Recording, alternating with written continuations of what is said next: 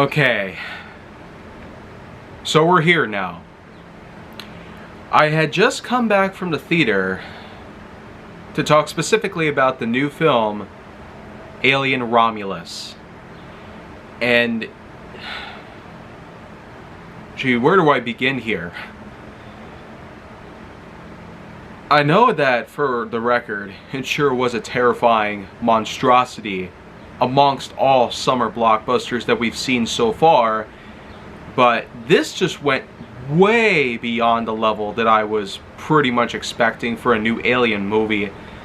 And this really goes to show, compared to other horror franchises we got in recent years, the new It films, Terrifier, and all that other good stuff we've had, modern horror has really gotten to its peak. I'd say with this, it actually goes slightly above the peak of modern horror. And that's saying a lot. But you know what? I feel like that it's all because of the works of the many people that are involved. From Ridley Scott himself being a part of the production team, mainly with supervising the production itself, to Fede Alvarez, the same guy whom of course directed films like Don't Breathe and even the new Evil Dead films. Not to mention, you also have the works of other members of the creative team whom are also known for other horror works throughout the 2010s and even through this whole decade itself. So of course, it's probably about time that I do get to talk a bit about something like this in its entirety, but I have no idea how to emotionally put this together without making myself just shudder in disbelief. This really did cross a lot of lines. But you know what? Let's just get started here. The plot does center around Rain Carradine, as well as her brother android known by the name of Andy. They both live on a certain colony known as the Jackson Range. And this place in particular is known for its mining division, which, as it turns out, Rain's parents actually had a bit of a difficulty with over the years, and she herself had followed up with the work involved, especially in other places, even going so far to request a certain transfer to another planet in the galaxy. One, of course, that would take some time to get to. She apparently had filled out a 12,000 hour long quota in order to be eligible for a transfer. However, they had actually doubled the quota to 24,000 hours. It's possible that with 5 or 6 years more time in her life, she eventually would be able to pull through with it, but it somehow just doesn't work. Meanwhile, what we have going on elsewhere is that with the very beginning of the movie, apparently a certain automated vessel picks up a rock somewhere out in a certain asteroid belt and brings it around where some biohazard suit wearing cult is apparently around as they cut the asteroid in half. And it turns out it actually is hiding a certain secret inside. But you know what? The main focus here is with the likes of, well, you have both the likes of Andy and Rain both trying to find their way over to this other planet. And the way they do so is by gathering up with their friends. You have Kaylee Spaney, of course, playing the likes of Rain, David Johnson as Andy, and then you have 4 other members, a team of 6 in total. You have Kay, a pregnant mother-to-be played by Isabella Merced, Eileen Wu playing Navarro, whom is of course the main pilot of a certain vessel that they operate. You have Archie Renault playing Tyler, and Bjorn played by Spark Fern. So, a team of 6 against a bit of a certain mission that they have in order to make their way over to this new home that they plan on spending their lives in. But in order to do so, they need to have their cryo chambers set up in order for them to successfully make it to this new destination without waking up in the middle of the whole flight. since they do, after all, estimate it to take a few years worth of time in order to get there. And so they need to have enough fuel, not just for their ship, but also for their cryo chambers. And so this is where they come across a certain space station that was supposedly abandoned for some time out in a certain asteroid belt that hovers above the Jackson star itself. And this place is in fact known as Romulus and Remus, two brothers whom of course made one certain station. And yeah, this is basically where the significance of the subtitle of the film Romulus comes into play. But I find it kind of weird though. If the station is known as Romulus and Remus, then why not have that be the title of the film? Where does the Remus come in all of this? I could understand that Romulus is mainly the main stage in which that the events are mostly set upon within, but with the Remus partition, I just don't quite know how to put it into perspective that helps make sense in all of this. In any case though, once they make their way to the station itself, Romulus and Remus, they eventually set upon to look for a certain room that is known to contain enough fuel to power the chambers that they need. And it turns out, however, the fuel in particular that they find is stored in several canisters and apparently needs a few more years of time in order for them to be fully filled up to the brim. Once they find out that they're not full and therefore not enough fuel for them to live with, they eventually go deeper into the station, unaware of what presences are looming. And as the eerie atmospheric tension builds up to a certain point, it all boils down to a certain android body that happens to be sitting on the floor. Even worse is that a hole is right there on the floor nearby, in which, while Andy, as well as Bjorn and Tyler, don't seem to have many agreements, they are at least grateful for his help, because Andy is, after all, an android, and he is known to have a lot of clearance in most stations and places that are deemed restricted by most people. So in any case, he's able to unlock doors with just his finger touch, and he's even able to process a lot of info, unlike the others. But eventually it all comes down to a point where they actually locate a certain cryo chamber which does happen to have more than enough fuel for the ship. And when they get there, lockdowns end up being initiated.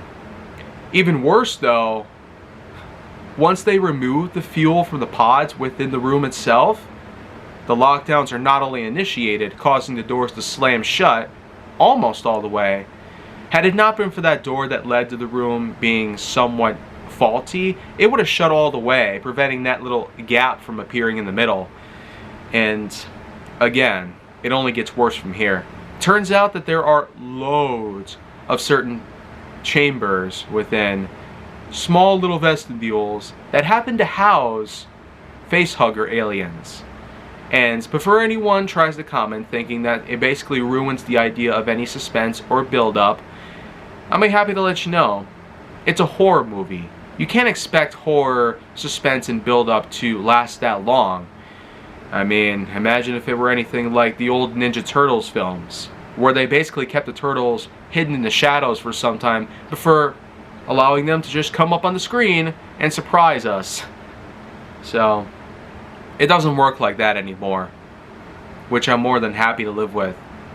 It's better to have something than to have nothing for a long period of time.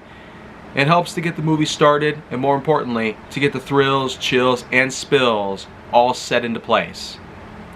So when the room heats up from those cryo chamber tubes being removed, and the facehugger aliens are unleashed into the station, that's when it all breaks loose. And it gets even worse when you figure that Andy needs to have a certain chip installed in him. And this chip apparently comes directly from the other android that they had found. The one that was half torn. But in any case though, once they do have this new chip installed into Andy, he's able to not only help break them out of the room, unlocking the door and whatnot, but he's also able to help seal the doors again to prevent the facehuggers from going after them.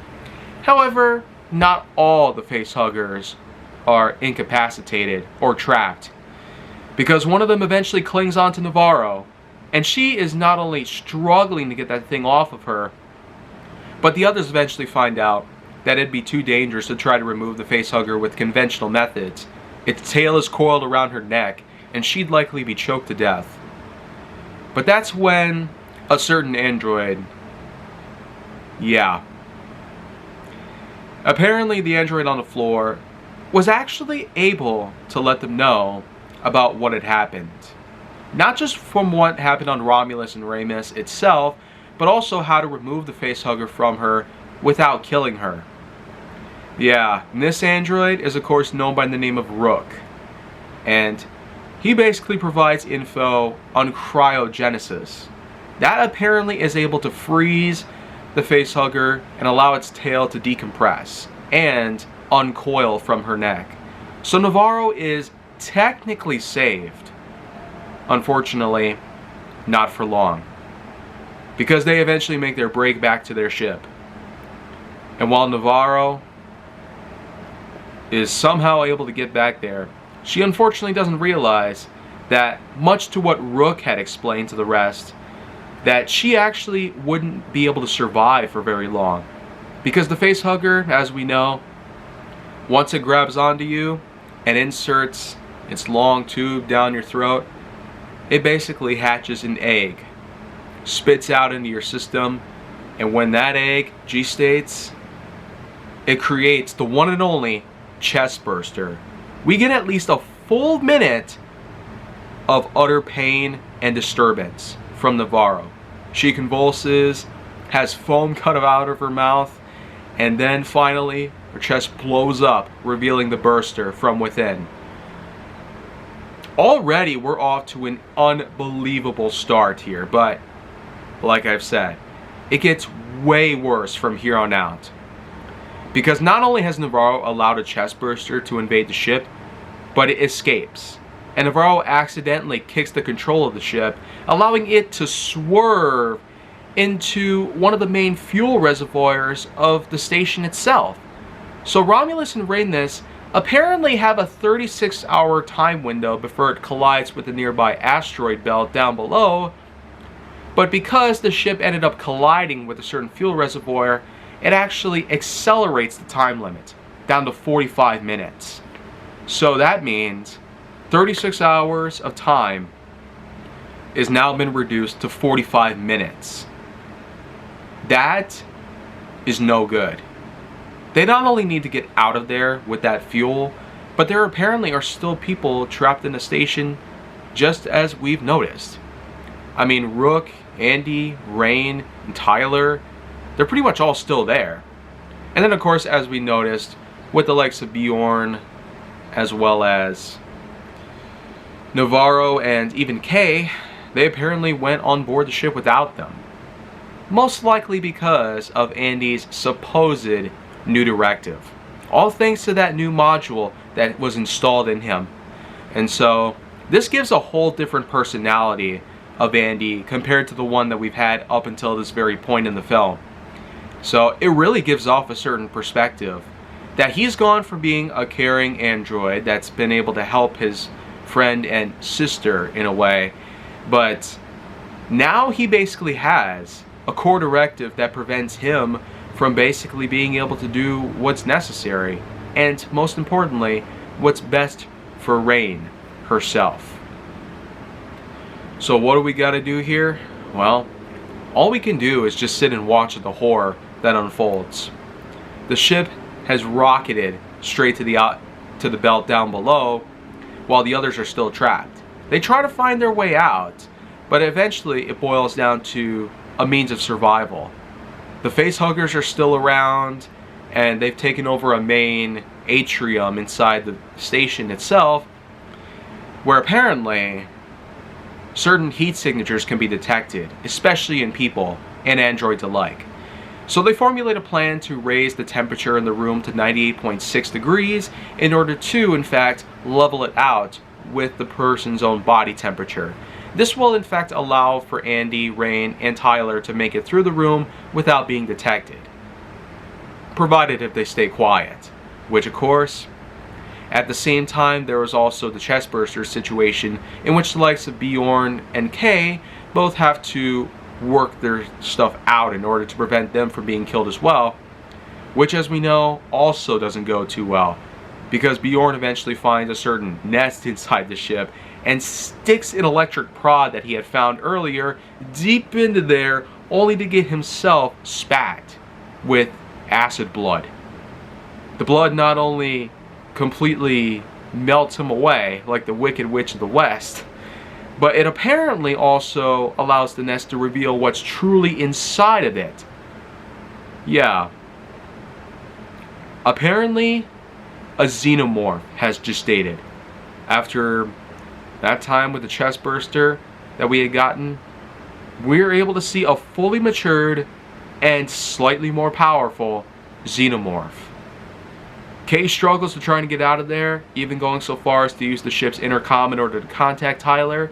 This gives their position away in the atrium, and the facehuggers chase after him again, but Tyler is thankfully able to help Kay by allowing her to figure out where the key is to the door and help her escape into the next room, where she unfortunately falls after tripping, and even when she gets to the door, it doesn't get much better, because perhaps one of the stupidest things I've ever seen in my whole life in a movie comes into play.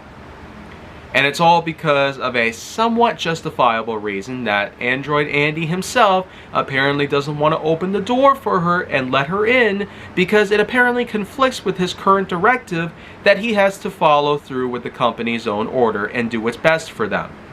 As in Weyland-Yutani, the very same company that for all these years has apparently been going after these eggs and after all these other substances that were left behind by the xenomorphs and other such members of the race in particular, with aliens involved. So, I mean, it really does help to characterize just what time period we're living in. A time period where we're incredibly stupid because the technology has allowed things to become so simple and so organized that it apparently allows our minds to just dwindle down to little walnuts, of all things. I mean, this is why I don't do social media anymore. This is why I don't do a majority of things electronically, and I'd rather just stick to the more physical parts that can help allow for me to, well, do things without having to be so simplified, by all means. Yeah, like I said, that scene in particular was certainly very questionable and just horrible. How could Andy just allow Kay to be stabbed in the chest by the Xeno's tail? And how many minutes have passed since she got to the door, and they had plenty of time to let her in without letting the Xenomorph follow them? I mean, for real. That was very questionable, at very least. But anyways, they try to move on from all this, formulate more plans, and eventually make their way to a certain armory. This armory, of course, contains pulse rifles, in which that Tyler had apparently learned about in various video games and magazines. How to operate them and have over 140 rounds fired off on one single blaster. They take these blasters with them and are also familiar with the supposed zero-G interval system that takes place within the ship itself. The thing is, Romulus and Remus's gravity chamber apparently alternates between 0 Gs and high Gs, which will in fact allow for them to walk along the entirety of the vessel itself without being lifted off into the air. They eventually allow for this little system to play it up to their advantage, because when Tyler and Rain basically try to make their way out of there, unfortunately, it doesn't go too well. And it's just down to the likes of Andy and Rain. And then back to Tyler again. But then, of course, when Tyler ends up getting himself killed, it's just the likes of Rain, Kay, and Andy. Andy and Ray do, in fact, find themselves trapped in a certain corner. But when the 0G system kicks in, she allows for it to be able to fire off almost the entirety of her blaster. This pulse rifle is astounding in comparison to the other pulse rifles that we've seen in the past. I'd say in this instance, this one in particular, this model, is sure to be an exciting mode of weaponry. Something that's able to take down almost an entire army of Xenos and even allow for Rain to avoid the acid blood without any worry. Eventually they make their way to an elevator shaft where they're able to, in fact, go up and eventually meet up with Rain and the likes of Kate herself, whom is still aboard the ship. But of course, like I've said, even though they were able to beat the Xenos aboard the elevator shaft, even bringing back that quote from Aliens that I mentioned earlier, where Andy takes the rifle and shoots down the last Xenomorph, saying the same exact thing we heard from Sigourney Weaver, "Get away from her, you..." Yeah, still not saying that word. But it still at least gives us a good reminder that the originals are more than worth watching to this day. And while this certainly was an unbelievable note worthy of both action and horror, it apparently still isn't over yet. No, not even close. Even when they do make their way back to their own ship with the fuel in hand and with a plan formulated, Kate, of course, still has her baby to worry about. Apparently, though, there was a certain serum that even Rook had informed them about, in which that it was meant to be some sort of upgrade to the human body. And while nobody really seemed to pay much attention to all this, Kay apparently took one of those shots, injected it into herself, and apparently it allowed for not only the gestation of the baby within her womb to basically fully mature, but it actually transformed it into one of the most horrifying and insane pieces regarding a horror film. If you thought the Xenomorphs were incredibly scary, oh my gosh. It's like if they took Alien Resurrection's idea of an alien-human hybrid and actually made it even worse. Like, I kid you not. An alien-human hybrid, born straight out of K. And it not only manages to climb out of its own egg, but it also grows very fast, much like the actual Xenos themselves. And I kid you not, this thing is just crazy. This definitely is the reason why I said I wasn't even emotionally ready for this, because it was just such a pragmatic twist to the entirety of the story that we'd seen so far. I don't even know how else to describe this. I mean, this goes way above most standards in horror films today. It's something I never would have expected to see. Something as sinister, horrifying, yet so wicked and cool to see.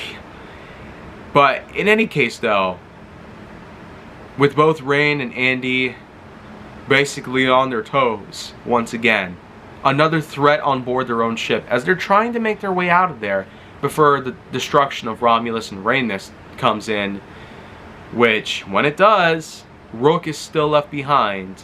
And while he does try his best to plead to the others that the company needs that serum, it unfortunately fails.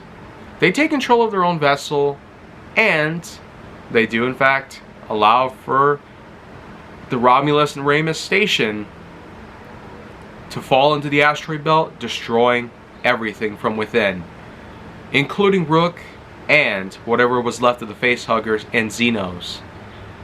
Minus, of course, that hybrid, which, believe it or not, we got something similar to what we saw in the first film.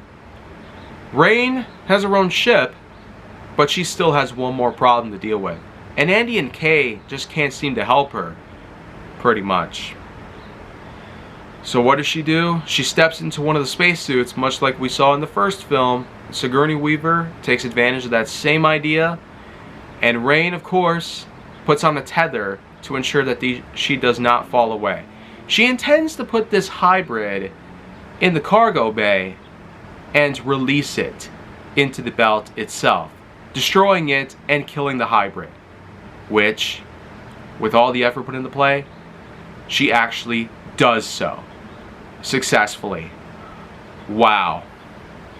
Like, I tell you what, this was indeed an insane piece, and I sure hope that with all things in mind, I'm gonna give this a good score of 9.6 out of 10.1. So certainly one of the most terrifying pieces we've seen, and amazing for that regard. So I will see you guys with more content coming soon in films I'm willing to talk about again.